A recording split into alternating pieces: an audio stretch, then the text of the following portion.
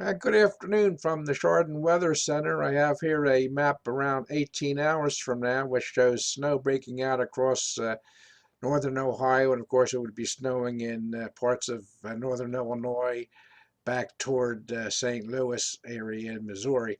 The snow is going to spread east, and it will affect Pennsylvania, North Jersey, into New England.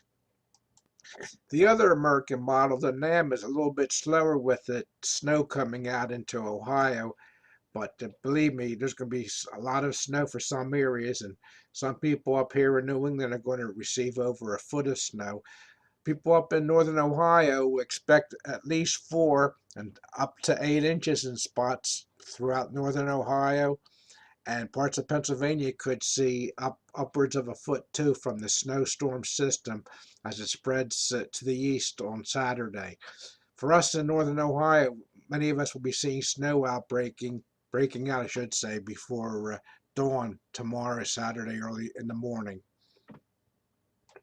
This is during the afternoon on Saturday. As you can see, the snow has spread into northern Pennsylvania and southern New York State, headed toward Connecticut and Rhode Island. That will be all starting off as all snow there, and it could be quite a bit along the coast from New York City, especially on south toward Delaware. Many of those areas may start out initially as snow for a few hours, even 3, 6 hours perhaps. But as this low system right here transfers close to the coast, it will bring warm air in, and people along the coast from New York City, even Rhode Island, will be seeing a changeover to rain or sleet for the storm and just have a lot of slush. Late Saturday night, right here is the low pressure system as it's redeveloping along the Atlantic coast. And this, like as I said, this will be bringing warm air into the coastal areas with heavy snows inland in New Hampshire, New York State, upstate Pennsylvania, northwest New Jersey. Like I said before, could be receiving 10, 12, 14 inches in spots. Sunday morning, all we have left here in Ohio is snow showers. A lot of that will be from lake effect, downwind from the lakes, and your favored lake effect zones will be receiving some bonus snows, perhaps 2, 3, or 4 inches on the back side. And the low will be really wrapping up along the New England coast with winds increasing and snows a blow. It's going to be very tough for these people up this way with a foot plus in many areas right in here.